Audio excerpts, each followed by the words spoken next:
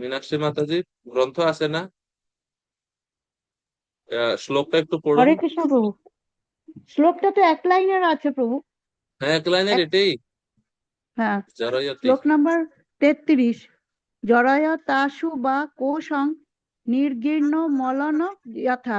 অর্থাৎ অনুবাদ হচ্ছে, ভক্তি জীবনের সূক্ষ্ম দেহকে অতিরিক্ত প্রয়াস ব্যতীতই ক্ষয় করে ফেলে, ঠিক যেমন জঠরাগ্নি সমস্ত ভুক্ত দ্রব্যকে জীর্ণ করে দেয়।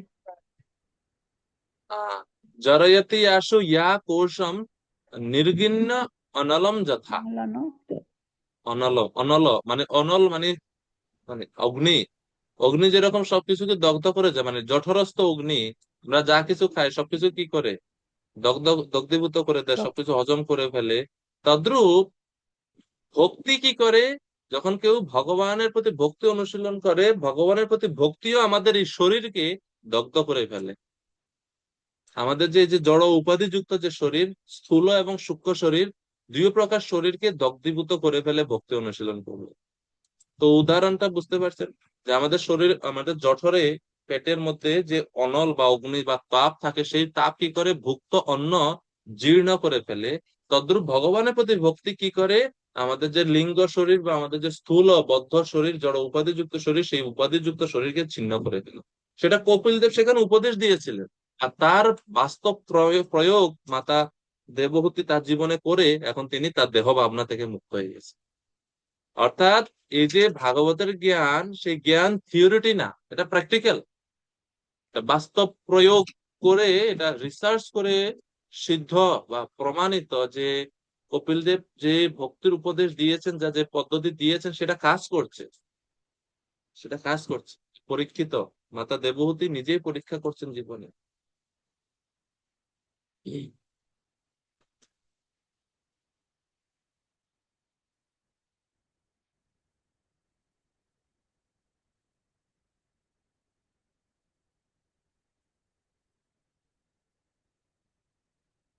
এরপরে তো শিল প্রভুপাদ বলছেন, এই যে দেহ স্মৃতি থেকে মুক্ত হয়ে গেছেন, এর দ্বারা বোঝাচ্ছে মাতা দেবহূতি তিনি জীবন মুক্ত, জীবন মুক্ত, অলরেডি তিনি মুক্ত। ওনার আর মুক্ত হওয়ার কিছু নাই, কেননা তিনি ভগবানের মাতা, তিনি অবিদ্যা রহিত, এবং পাপ তাকে স্পর্শ করতে পারে না। কিন্তু তারপরেও তিনি ওই বদ্ধ জীবদের জন্য শিক্ষা দেওয়ার জন্য মাতা দেবভূতি এরকম ভাবে তিনি নিজেকে প্রস্তুত করছেন। এরপরে 28 নম্বর শ্লোক। তদ্দেহ পরত কোশ অপ্যক্রেশ চাধি সম্ভবাত, আদ্য সম্ভবাত, বভৌমলয়ী অবচ্ছন্না সধূম ইব পাবক।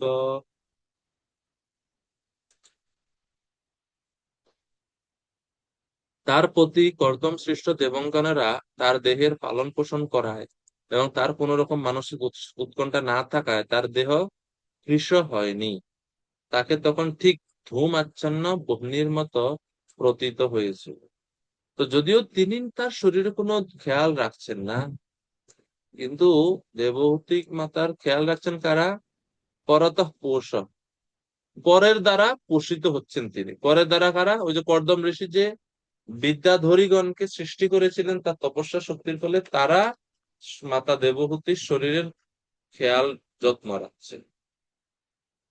আর আরেকটা হচ্ছে আদ্যা সম্ভবাত, ওনার যেহেতু কোনো মনে ব্যথা ছিল না, কেননা ভগবানকে তিনি সবসময় স্মরণ করে মনে অত্যন্ত আনন্দ অনুভব করছেন, সেই কারণে তার শরীর অকৃশ, মানে শুকায়নি। যদিও তিনি খাচ্ছেন না বা শরীরের যত্ন নিচ্ছেন, কিন্তু শরীর শুকায়নি এই কারণে। আর আদ্যা সম্ভবাত এর ব্যাখ্যা করে বিশ্বনাথ চক্রবর্তী ঠাকুর বলছেন, আদির মানসী ব্যথা তৎ সম্ভবাত ভগবত আবেশ আনন্দাত তৃষশ্চ। অর্থাৎ আদ্য সম্ভবাত মানে হচ্ছে আদি বলতে মনের ব্যথা, তা ভগবানের আবেশজনিত আনন্দে উৎপন্ন না হওয়ায় অকৃশ, মানে ওনার শরীর অকৃশই ছিল, কৃশ হয়নি মানে চিকন হয়নি, স্থূল ছিল বা স্বাভাবিক ছিল। তো মন আদি বলতে মনের ব্যথা, সেই মনের ব্যথা ওনার মনের মধ্যে আসতে পারেনি। কেন আসতে পারেনি? ভগবত চিন্তা বা ভগবত আবেশ ছিল। উনি সবসময় ভগবানের চিন্তা করতেন, সে কারণে আনন্দ উপভোগ করতেন। প্রভুপাদ তাৎপর্য লিখছেন, দুশ্চিন্তা থেকে মুক্ত হলে সাধারণ মানুষ সাধারণত মোটা হয়। আর যদি কেউ চিন্তা করে, দুশ্চিন্তা করে, তাহলে মানুষ চিকন হয়ে যায়। কৃষ্ণ ভাবনাময় স্থিত হওয়ার ফলে দেবহূতির কোনো মানসিক দুশ্চিন্তা ছিল না, তাই তার শরীর কৃশ হয়ে যায়নি। সন্ন্যাস আশ্রমে কোনো দাস অথবা দাসীর সেবা গ্রহণ না করার রীতি রয়েছে, কিন্তু দেবহূতি দিব্য পরিচারিকাদের দ্বারা সেবিত হচ্ছিলেন। মনে হতে পারে তা আধ্যাত্মিক জীবনে পিছা দ্বারা প্রতিকূল, কিন্তু অগ্নি যেমন ধূমের দ্বারা আবৃত থাকলেও সুন্দর, তেমনি বিলাসবহুল জীবনযাপন করছেন বলে মনে হলেও তাকে সম্পূর্ণরূপে শুদ্ধ দেখাচ্ছিল। তো কেউ বলতে পারে উনি তো বৈরাগ্য, তাইলে আবার প্রাসাদে কেন থাকতেছেন, ওনার আবার হাজার হাজার সেবিকাও আছে। তো প্রভুপাদ বলছেন এগুলোর প্রতি ওনার বিন্দুমাত্র আসক্ত ছিল না। উনিও অগ্নির মতো, অগ্নি অত্যন্ত উজ্জ্বল, কিন্তু হয়তো ধোঁয়া আবৃত করতে পারে কিছু সময়ের জন্য। ওই যে বিলাসবহুল যে প্রাসাদ, সেটা হচ্ছে ওই ধোঁয়ার মতো। প্রভুপাদ তাৎপর্য বলছেন, ভগবানের সেবায় যুক্ত ব্যক্তির দেহ ভগবান পালন করে। কেউ যখন ভগবানের শরণাগত হন, তার প্রতিপালনের দায়িত্ব ভগবান নিজে গ্রহণ করেন। যোগ ক্ষেম বহাম মিয়হম, ভগবত গীতা ভগবান বলছেন। এবং শরণাগতির একটা অঙ্গ, অবশ্য রক্ষিবে কৃষ্ণ বিশ্বাসে পালন, ভগবান অবশ্যই রক্ষা করবে। শ্রীমদ ভাগবতের দ্বিতীয় স্কন্ধের দ্বিতীয় অধ্যায়ে বলা হয়েছে, সম্পূর্ণরূপে শরণাগত ব্যক্তির দেহের ভরণ পোষণের জন্য কোন রকম চিন্তা করতে হয় না। পরমেশ্বর ভগবান অসংখ্য জীবদের পালন করছেন, তাহলে তিনি কি তার সেবায় যুক্ত ভক্তের পালন করবেন না? না চাইতেই কেউ প্রার্থনা করে না, তাও তিনি সমস্ত জীবদের দেখাশোনা করছেন। আর যে ভক্ত ভগবানের সেবা করছে, তার দেখাশোনা তিনি করবেন না? তার ভরণ পোষণ তিনি করবেন না? অবশ্যই করবেন, কারণ ওনার নাম হচ্ছেন বিশ্বম্ভর। ভগবানের এক নাম হচ্ছে বিশ্বম্ভর। কেন বিশ্বম্ভর? তিনি বিশ্বের সকলের ভরণ পোষণ করেন। বিশ্বম্ভর ভক্ত। মহাপ্রভুর এক নাম ছিল বিশ্বম্ভর, বড় ভাইয়ের নাম ছিল বিশ্বরূপ, আর মহাপ্রভুর নাম রাখা হচ্ছে বিশ্বম্ভর। তিনি সমস্ত জগতের ভোজন প্রদান করেছেন। কিভাবে? ভগবানের নামের প্রচারের মাধ্যমে। কারণ আত্মার খাদ্য হচ্ছে কি? ভগবত নাম। সেই নাম প্রচার করেছেন মহাপ্রভু। ভগবান, ভগবত প্রেম হচ্ছে জীবের কাঙ্ক্ষিত দ্রব্য। ভগবত প্রেম প্রাপ্ত হলে জীব আহ শান্ত হয়ে যায়, তৃপ্ত হয়ে যায়। সেই প্রেম প্রদানের জন্য আসছেন মহাপ্রভু, সেখানে ওনার নাম হচ্ছেন বিশ্বম্বর। সেই জন্য মহাপ্রভু বিশ্বম্বরও বলা হয়।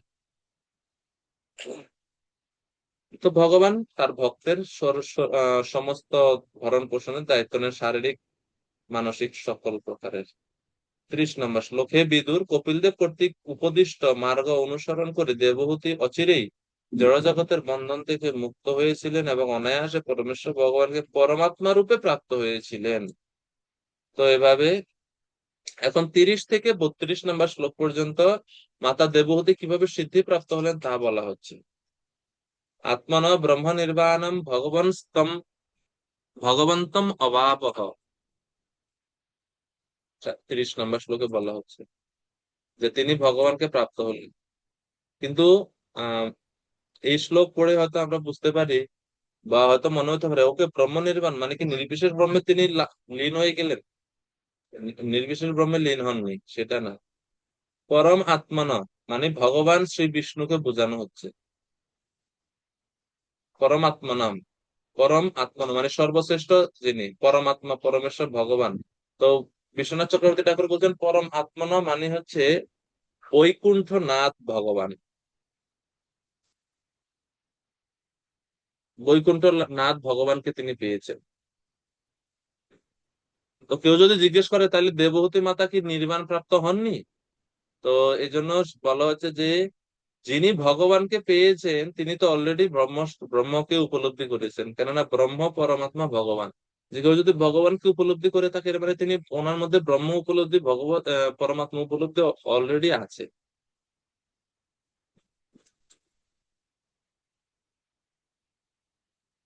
অর্থাৎ এই যে এখানে বলা হচ্ছে পরমেশ্বর ভগবানকে পরমাত্মা রূপে প্রাপ্ত হয়েছিলেন, এর মানে হচ্ছে মাতা দেবহূতি তার পুত্রকে, যেহেতু তিনি ভগবান বলে জানতেন, সেই কারণে ব্রহ্ম এবং নির্বাণ এই শব্দ দ্বারা আসলে এখানে বোঝানো হচ্ছে তিনি তার পুত্র ভগবান কপিল দেবকেই প্রাপ্ত হয়েছেন। কপিল দেবকে প্রাপ্ত হয়েছেন, কপিল বৈকুণ্ঠে মাতা দেবহূতি গমন করেন। তো মাতা দেবহূতির অন্তিম প্রাপ্তি হচ্ছে তিনি কপিল বৈকুণ্ঠে গমন করেন। কপিল বৈকুণ্ঠ মানে বৈকুণ্ঠ লোক, যেখানে ভগবান কপিল দেব অবস্থান করেন, সেখানে তিনি পৌঁছে যান। তো সেটা পরমাত্মা বা নির্বিশেষ ব্রহ্ম না, যেটা শ্লোকে আমরা দেখতে পাচ্ছি। প্রভুপাদও তাৎপর্য লিখছেন, দেখেন, আমাদের বুঝতে হবে যে দেবতী যে লোকে প্রবেশ করেছিলেন তার নাম হচ্ছে কপিল বৈকুণ্ঠ। বিষ্ণুর বিভিন্ন অংশ প্রকাশের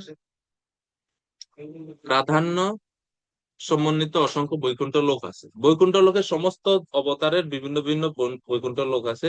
তো মাতা দেবহূতি বৈকুণ্ঠ লোকে গেছেন কপিল বৈকুণ্ঠে।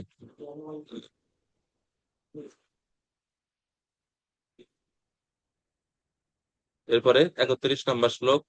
হে প্রিয় বিদুর, যেই স্থানে দেবহূতি সিদ্ধি লাভ করেছিলেন সেই স্থানটিকে পবিত্রতম বলে মনে করা হয়। তা 3 লোকে সিদ্ধপদ নামে বিখ্যাত। তো যেই স্থানে মাতা দেবহূতি সিদ্ধি প্রাপ্ত হয়েছিলেন সেটা হচ্ছে সিদ্ধপদ নামে বিখ্যাত সেই স্থান।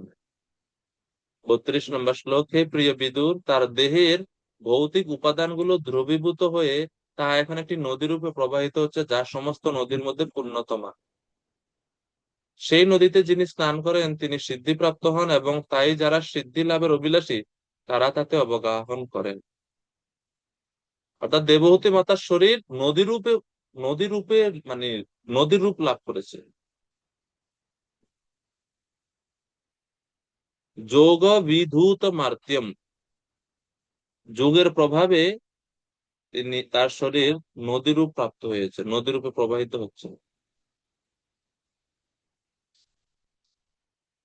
নদীর সেই নামটা কিন্তু আর এখানে আমরা পাই না। বিশ্বনাথ চক্রবর্তী ঠাকুরও কিছু বলেন না, তিনি বলছেন যে তার শরীর বিলীন হয়েছিল যোগের প্রভাবে, এবং তা এখন সৃষ্টা সিদ্ধিদায়িনী স্রোতস্বতী নদীরূপে প্রবাহমান।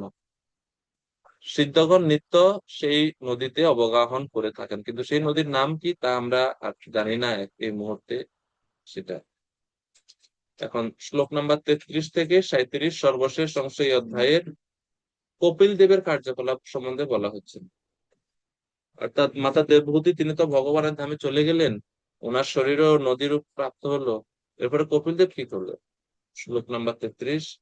কপিলোপি মহাযোগী ভগবান পিতৃর আশ্রমাৎ মাতরম সমনুজ্ঞপ্য প্রাগ উদীচিম দিশম যয়ৌ। মহর্ষি কপিল তার মায়ের অনুমতি নিয়ে তার পিতার আশ্রম ত্যাগ করে উত্তর পূর্ব দিকে গমন করেছিলেন। উত্তর পূর্ব দিকে ভগবান কপিল দেব গমন করেন।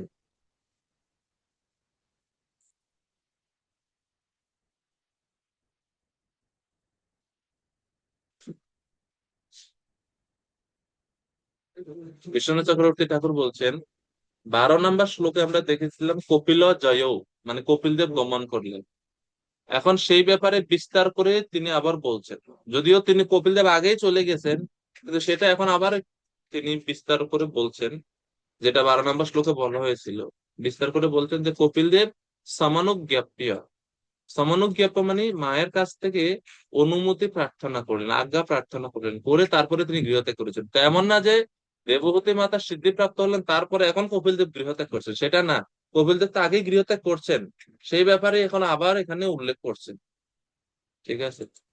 এবং তিনি কোন দিকে গেলেন? প্রথমত সদাচার বশত তিনি উত্তর দিকে গমন করলেন, পরে গঙ্গাসাগরের সঙ্গমে তিনি স্থিতি লাভ করেন বা অবস্থান করেন সর্বশেষ সময়ে গঙ্গাসাগর নামক স্থানে।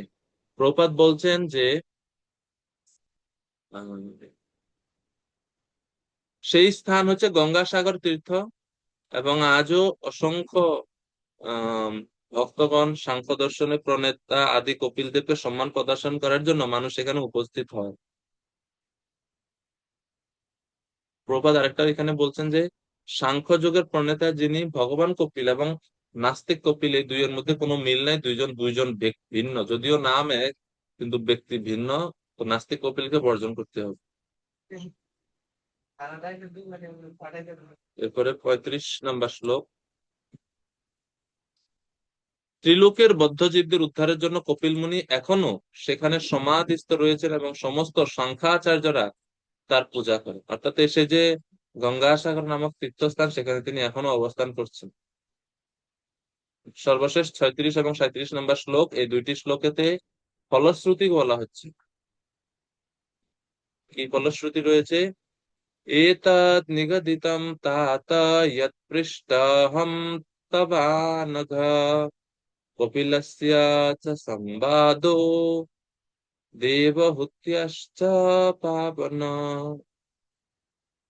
তো এই শ্লোকে বলছেন যে হে পুত্র, তুমি যেহেতু আমাকে জিজ্ঞাসা করছো তাই আমি উত্তর দিয়েছি। হে নিষ্পাপ, কপিল দেব এবং তার মাতার বৃত্তান্ত এবং তাদের কার্যকলাপ সমস্ত আলোচনার মধ্যে পরম পবিত্র। 37 নম্বর শ্লোক। ইয়া ইদাম অনুশৃণোতি ইয়ঃ অবিধৎ সরি ইয়া ইদাম অনুশৃণোতি ইয় অবিধত্তে কপিলমুনে মতমাত্ময়োগ গুহ্যম ভগবতী কৃতধি সুপর্ণকেতা সুপর্ণকেতো উপলভ্যতে ভগবৎপাদারবিন্দম। কপিল দেব এবং তার মাতার আচরণের বর্ণনা অত্যন্ত গোপনীয়। এই বৃত্তান্ত যিনি শ্রবণ করেন অথবা পাঠ করেন তিনি গরুড়ধ্বজ পরমেশ্বর ভগবানের ভক্ত হয়ে যান এবং তারপর পরমেশ্বর ভগবানের অপ্রাকৃত প্রেমময়ী সেবায় যুক্ত হওয়ার জন্য ভগবত ধামে প্রবেশ করেন। তো এই হচ্ছে কপিল এবং দেবহূতি মাতার সংবাদ শ্রবণের ফল।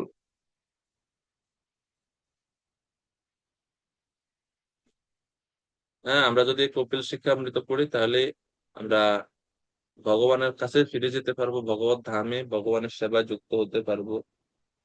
শিল প্রভুপাদ তাৎপর্য বলছেন, কপিল দেব এবং তার মাতা দেবহূতির বৃত্তান্ত এতই বিশুদ্ধ এবং দিব্য, যদি কেউ সেই বর্ণনা কেবল শ্রবণ করেন অথবা পাঠ করেন তাহলে তিনি জীবনের সর্বোচ্চ সিদ্ধি প্রাপ্ত হন, কারণ তিনি পরমেশ্বর ভগবানের প্রেমময়ী সেবায় যুক্ত হন।